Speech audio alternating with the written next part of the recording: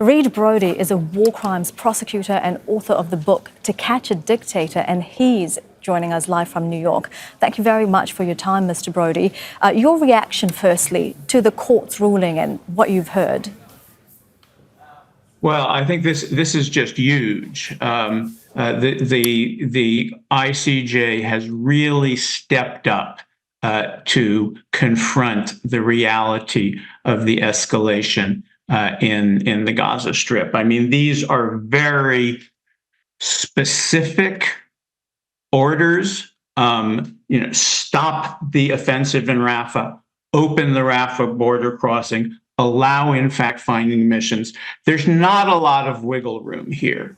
I'm really impressed, well, first of all, by South Africa's tenacity and perseverance in coming back to the court, in holding their feet to the fire, in saying this is not enough, this is no longer good. And the court has responded, and responded almost unanimously, including all of the Western judges on the court, who have really been as radical as reality. I mean, South Africa has been asking since day one for an order for Israel to stop its military offensive.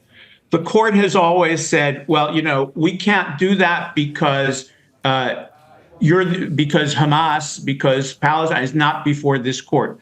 We cannot only order one side to stand down. And that's what they have finally chosen to do here.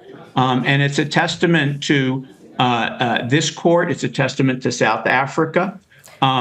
And it does, I think, together with the decision by the ICC prosecutor earlier this week, it is a real 1-2 legal punch. That's really interesting. Of course, the International Criminal Court and the International Court of Justice are separate, but can they influence what the other is doing?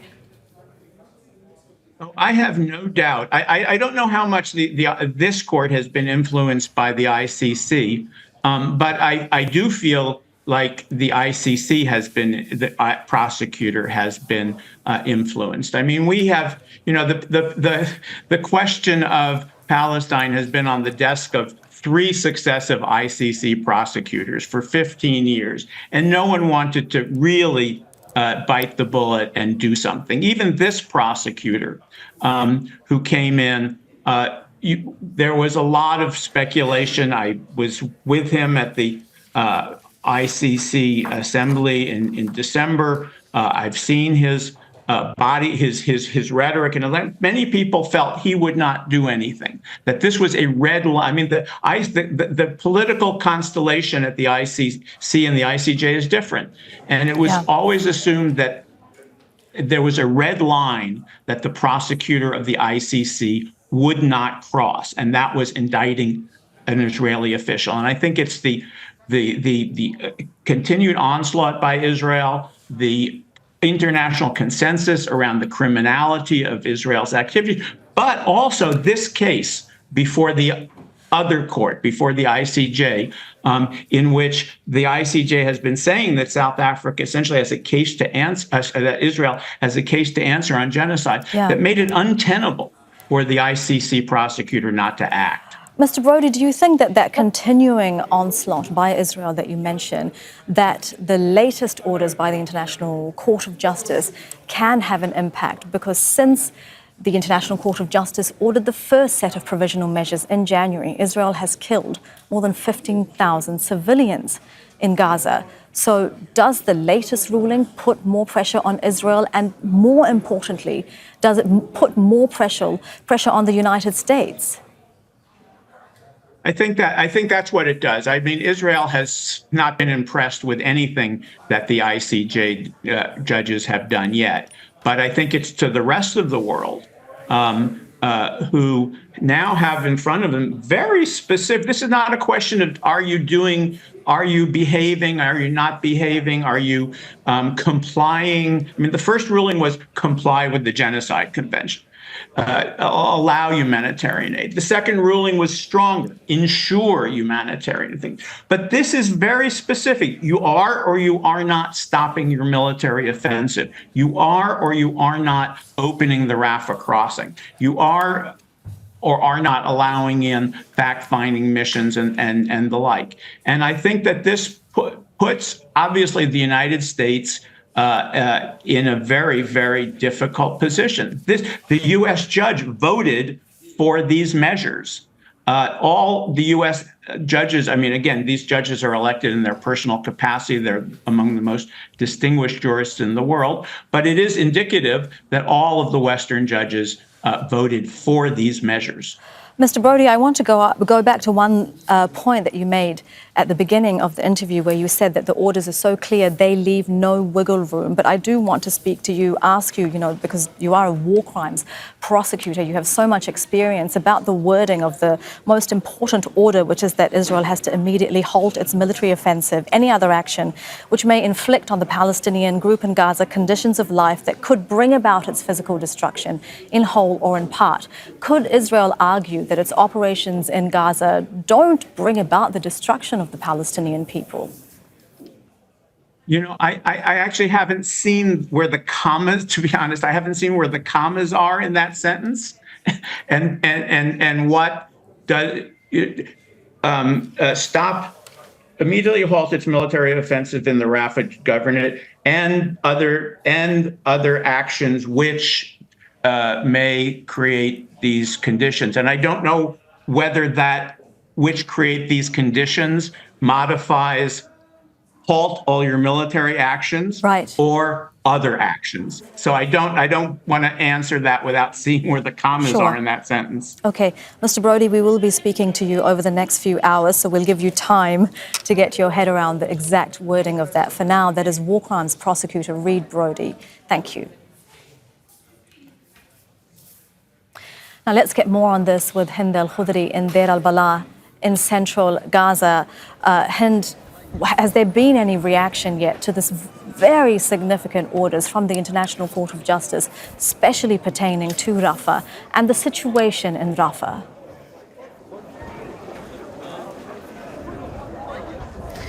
Well, unfortunately, there is no reaction because most of the people here where I am right now do not have any connection to the internet or to any cause. Only journalists are well aware of what's happening.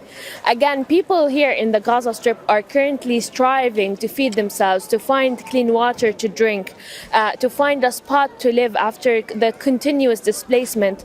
So people are not very well aware of what's going on. They're asking journalists and they're knocking our doors and asking us if there's anything positive, but actually we're waiting a little bit to see what this is going to turn out. We really don't want to tell people news and to give them hope, because we have been witnessing a couple of times where we told them positive news, but it turned out like, no, it's not. So we're waiting a little bit to tell people.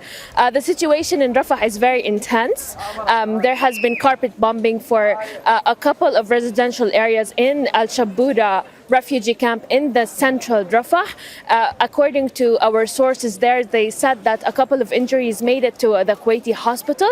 But again, Al-Kuwaiti hospital is a very small medical point. They do not have ICUs. They do not have, they only have a couple of beds, and they do not have a lot of doctors because most of the doctors were evacuated to the middle area. So the situation is still escalating. The Israeli tanks are expanding their land incursion, and they're only 400 meters away from Al-Najjar hospital in Rafah.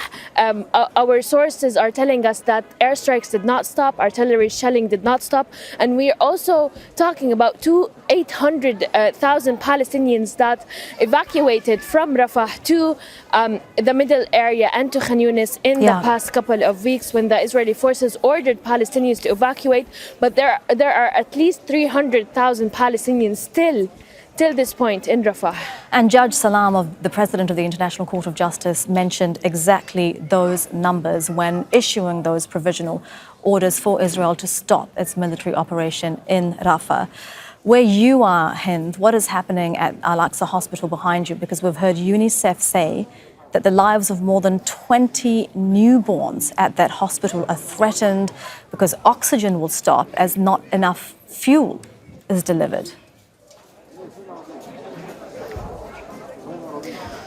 Well, it was a very hard night for Al-Aqsa Hospital. Last night, all of this building turned off because the hospital ran out of fuel, but thanks God, the World Health Organization gave the Al-Aqsa Hospital 15,000 liters of fuel, but unfortunately this number is only fuels up the hospital for 4 days only, because the hospital needs at least 4,000 liters per day.